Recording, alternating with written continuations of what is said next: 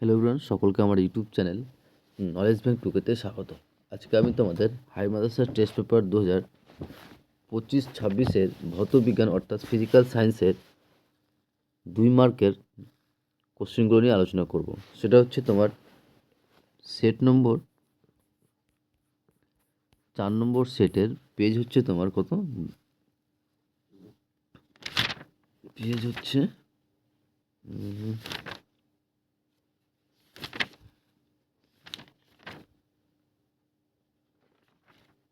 Page হচ্ছে 240 পেজের যতগুলো 2 মার্কের কোশ্চেনগুলো আছে সমস্ত 2 মার্কের কোশ্চেনগুলো নিয়ে আমি আজকের এই ভিডিও আলোচনা করব।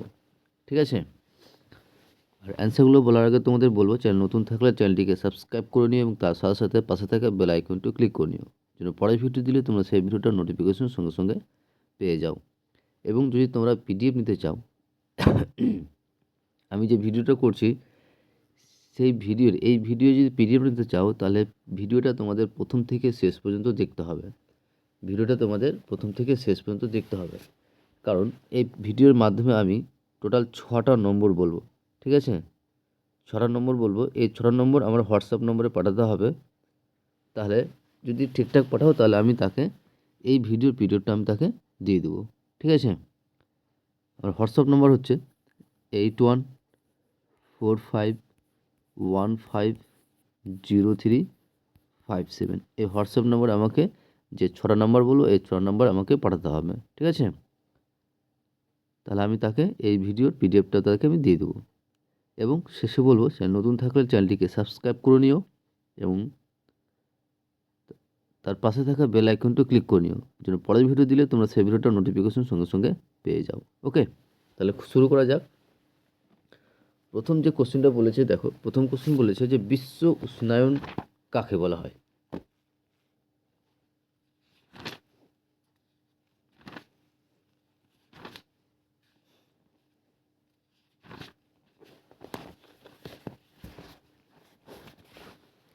বিশ্ব উষ্ণায়ন বলতে কী বোঝো? অ্যান্সার হবে যে বায়ুমণ্ডলের গ্রিনহাউস গ্যাসগুলোর যেমন কার্বন ডাইঅক্সাইড, মিথেন ইত্যাদি এর ঘনত্ব বৃদ্ধির ফলে পৃথিবীর তাপমাত্রা ক্রমান্বয়ে বৃদ্ধি পাওয়াকে বিশ্ব উষ্ণায়ন বা গ্লোবাল ওয়ার্মিং বলা হয়। অর্থাৎ যে বায়ুমণ্ডলে যে গ্রিনহাউস গ্যাসগুলো আছে সেগুলোর পরিমাণ বেড়ে যাওয়ার জন্য যে পৃথিবীর যে গড় তাপমাত্রা সেটা ক্রমান্বয়ে কী বলতো বৃদ্ধি পাচ্ছে। আর পৃথিবীর এই তাপমাত্রা ক্রমান্বয়ে বৃদ্ধি হওয়ার ঘটনাকেই বা বৃদ্ধি পাওয়াকে আমরা কী বলবো? বিশ্ব উষ্ণায়ন বলবো বা গ্লোবাল ওয়ার্মিং বলবো। ঠিক আছে? আশা করছি বুঝাতে পেরেছি। নেক্সট কোশ্চেন দেখো, অথবা কোশ্চেন বলেছে যে দুটি অপ্রজ্বলিত শক্তির উৎসের নাম লেখো। দুটি অপ্রজ্বলিত শক্তির উৎসের নাম বলে। অ্যান্সার হবে একটা হচ্ছে সৌরশক্তি আর একটা হচ্ছে বায়ুশক্তি। তাহলে দুটি অপ্রজ্বলিত শক্তির উৎস হচ্ছে সৌরশক্তি এবং বায়ুশক্তি। নেক্সট বলছে গ্যাস সম্পর্কিত চার্লসের সূত্রটি লেখো।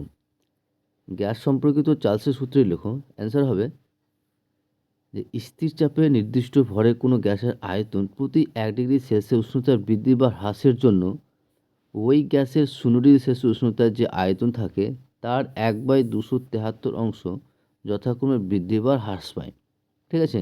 তাহলে গ্যাস সম্পর্কিত চার্লসের সূত্র হচ্ছে কী বলতো? যে স্থির চাপে নির্দিষ্ট ভরে কোনো গ্যাসের আয়তন প্রতি 1 ডিগ্রি সেলসিয়াস উষ্ণতার বৃদ্ধি বা হ্রাসের জন্য ওই গ্যাসের 0 ডিগ্রি সেলসিয়াস উষ্ণতায় যে আয়তন থাকে তার 1/273 অংশ যথাক্রমে বৃদ্ধি বা হ্রাস পায়। এবং পিডিএফ নেওয়ার জন্য যে আমি 6টা কোড বললাম বা 6টা নাম্বার বললাম, তার মধ্যে প্রথম যে নাম্বারটা হচ্ছে সেটা হচ্ছে 4। কী বললাম? প্রথম যে নাম্বারটা হচ্ছে সেটা হচ্ছে 4। ঠিক আছে? বাকি নম্বরগুলো আমি ভিডিওর মাধ্যমে বলবো, তার জন্য তোমাদের ভিডিওটা শেষ পর্যন্ত দেখতে হবে। ঠিক আছে? নেক্সট কোশ্চেন দেখো। নেক্সট কোশ্চেন বলেছে যে দন্ত চিকিৎসকরা কোন প্রকার দর্পণ ব্যবহার করেন এবং কেন? দন্ত চিকিৎসকরা কোন প্রকার দর্পণ ব্যবহার করে এবং কেন? অ্যান্সার হবে দন্ত চিকিৎসকরা অবতল দর্পণ ব্যবহার করে। কোন দর্পণ? অবতল দর্পণ ব্যবহার করে। কেন করে? দেখো, কারণ দাঁতের খুব কাছে অবতল দর্পণ ব্যবহার করলে বা ধরলে দাঁতের কাছে অবতল দর্পণ ধরলে দাঁতের একটি বড় অসৎ এবং সোজা প্রতিবিম্ব দর্পণে গঠিত হয়। এর ফলে দাঁতের সমস্যা বা গর্ত চিকিৎসকের বা গর্ত এখানে দন্ত হবে, হ্যাঁ, এখানে মিস্টেক করে হয়েছে, গর্ত হয়ে গেছে। দন্ত চিকিৎসকের পক্ষে স্পষ্টভাবে দেখা সম্ভব হয়। তাহলে কী বললাম, যে দাঁতের খুব কাছে অবতল দর্পণ ধরলে দাঁতের একটি বড় অসৎ এবং সোজা প্রতিবিম্ব দর্পণে গঠিত হয়। এর ফলে দাঁতের সমস্যা বা গর্ত দন্ত চিকিৎসকের পক্ষে স্পষ্টভাবে দেখা সম্ভব হয়। ওকে, নেক্সট কোশ্চিন দেখো, যে ওহমের সূত্র থেকে রোদের সংজ্ঞা দাও। ওহমের সূত্র থেকে রোদের সংজ্ঞা, যে ওহমের সূত্রানুসারে ভি ইজিক্যাল টু আইআর, উষ্ণতা ও অন্যান্য ভৌত অবস্থা অপরিবর্তিত থাকলে কোনো পরিবাহের দুই প্রান্তের বিভব প্রভেদ এবং ওই পরিবাহের মধ্য দিয়ে প্রবাহিত তড়িৎ প্রবাহ মাত্রার অনুপাতকে আমরা ওই পরিবাহীর রোধ বলবো। ঠিক আছে, নেক্সট ভিডিও নেওয়ার জন্য 2 নম্বর যে নাম্বারটা সেটা হচ্ছে 6। পিডিএফ নেওয়ার জন্য 2 নম্বর যে নাম্বারটা সেটা হচ্ছে 6। এবং বলবো চ্যানেল নতুন থাকলে চ্যানেলটিকে সাবস্ক্রাইব করে নিও এবং তার সাথে সাথে পাশে থাকা বেল আইকনটা ক্লিক করে নিও, যেন পরের ভিডিও দিলে তোমরা সেই ভিডিওটার নোটিফিকেশন সঙ্গে সঙ্গে পেয়ে যাও। ভালো লাগলে অবশ্যই বন্ধুদের সঙ্গে শেয়ার করবে, কমেন্ট করে জানাবে। ঠিক আছে, 5 নম্বর কোশ্চেন বলেছে যে ম্যাগনেসিয়াম ক্লোরাইডে ইলেকট্রন ডট গঠন করে চিহ্নিত করো। তো ম্যাগনেসিয়াম তার বাইরের কক্ষে 2টি ইলেকট্রন বর্জন করে Mg2+ ক্যাটায়নে পরিণত হয় এবং অন্যদিকে 2টি ক্লোরিন পরমাণু ওই ইলেকট্রন 2টি গ্রহণ করে Cl আয়নে পরিণত হয় এবং স্থির তড়িৎ আকর্ষণ বল দ্বারা যুক্ত হয়ে MgCl2 গঠন করে। তোমরা চিত্রটা এরকমভাবে আঁকবে, যে চিত্রটা দিয়ে দেবে, এই যে এটা হচ্ছে তার চিত্র। ঠিক আছে, এটা চিত্র, এটা দেখে নাও কীভাবে করবে পুরোটা, কীভাবে MgCl2 তৈরি হচ্ছে। ওকে, তারপরে নেক্সট কোশ্চিন 6 নম্বর কোশ্চিন বলেছে, এবং নেক্সট নাম্বার বলবো পিডিএফ নেওয়ার জন্য সেটা হচ্ছে 2। ঠিক আছে, সেটা হচ্ছে 2। আর কোশ্চিন বলছে যে নিচের কোনগুলির তড়িৎযোজী ও কোনগুলির সমযোজী যৌগ ছিল লেখো। তো এর মধ্যে তড়িৎযোজী যৌগগুলো হচ্ছে CaCl2 এবং MgCl2, অর্থাৎ ক্যালসিয়াম ক্লোরাইড এবং ম্যাগনেসিয়াম ক্লোরাইড হচ্ছে তোমার তড়িৎযোজী। আর সমযোজী যেগুলো হচ্ছে সেটা হচ্ছে HCl এবং CH2, অর্থাৎ হাইড্রোজেন ক্লোরাইড এবং মিথেন। হাইড্রোজেন ক্লোরাইড এবং মিথেন হচ্ছে তোমার কী বলতো, এটা সমযোজী যৌগ। নেক্সট কোশ্চিন 7 নম্বর। আর 7 নম্বর কোশ্চিনটা বলার আগে তোমাদের যে 4 নম্বর যে কোডটা সেটা হচ্ছে @। ঠিক আছে, 4 নম্বর যেটা কোডটা হচ্ছে সেটা হচ্ছে @। Question important question, very very important question, যে পরীক্ষাগারে অ্যামোনিয়া গ্যাস প্রস্তুতির নীতির সমীকরণ সহ লেখো। পরীক্ষাগারে অ্যামোনিয়া গ্যাস প্রস্তুতির নীতির সমীকরণ সহ লেখো। তো নীতিটা কি, যে অ্যামোনিয়া গ্যাস প্রস্তুতির নীতিটা হচ্ছে যে অ্যামোনিয়াম ক্লোরাইড এবং কলিচুন বা ক্যালসিয়াম হাইড্রোক্সাইডের মিশ্রণকে 1:3 ওজনে মিশিয়ে উত্তপ্ত করলে অ্যামোনিয়া গ্যাস উৎপন্ন হয়। এটা হচ্ছে তোমার প্রস্তুতির নীতি। সমীকরণটা কী হবে, সমীকরণটা হবে এরকম। আর সমীকরণটা বলার আগে তোমাদের নেক্সট যে নাম্বারটা পিডিএফ নেওয়ার জন্য সেটা হচ্ছে বলে দিই, সেটা হচ্ছে 2। ঠিক আছে, সেটা হচ্ছে 2।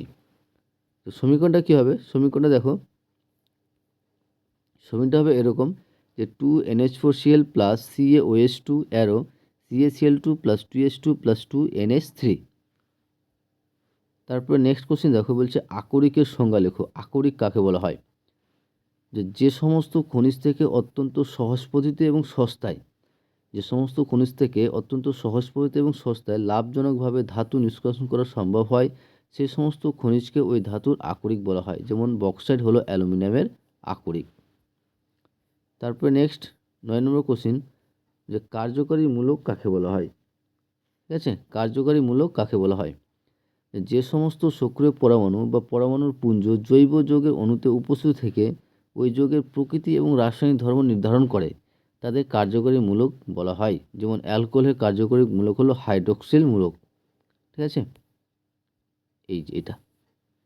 তারপরে অথবা এবং এই ভিডিওর লাস্ট কোশ্চিন, অর্থাৎ এই পেজের ভৌতবিজ্ঞানের 4 নম্বর সেটের লাস্ট কোশ্চিন। আর লাস্ট কোশ্চিনটা বলার আগে তোমাদের বলবো, চ্যানেল নতুন থাকলে চ্যানেলটিকে সাবস্ক্রাইব করে নিও এবং তার সাথে সাথে পাশে থাকা বেল আইকনটি ক্লিক করে নিও, যেন পরের ভিডিও দিলে তোমরা সেই ভিডিওটা নোটিফিকেশন সঙ্গে সঙ্গে পেয়ে যাও।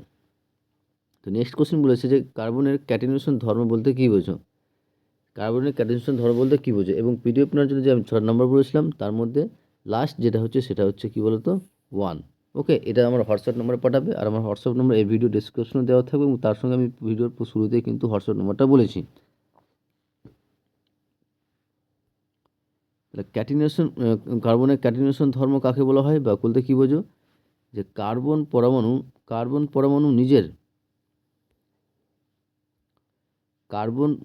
পরমাণু নিজেদের মধ্যে সমযোজী বন্ধনে এক বন্ধন, দ্বিবন্ধন বা ত্রিবন্ধন মাধ্যমে যুক্ত হয়ে সুস্থির দীর্ঘ শৃঙ্খল গঠন করার বিশেষ ক্ষমতাকে ক্যাটিনেশন ধর্ম বলে। আশা করছি তোমাদের ভিডিওটা ভালো লেগেছে, এবং শেষে বলবো, চ্যানেল নতুন থাকলে চ্যানেলটিকে সাবস্ক্রাইব করে নিও, এবং তার সাথে সাথে পাশে থাকা বেল আইকনটা ক্লিক করে নিও, যেন পরের ভিডিও দিলে তোমরা সেই ভিডিওটার নোটিফিকেশন সঙ্গে সঙ্গে পেয়ে যাও। ভালো লাগলে অবশ্যই বন্ধুদের সঙ্গে শেয়ার করবে, কমেন্ট করে জানাবে। ওকে, থ্যাংক ইউ ভিডিওটা দেখার জন্য।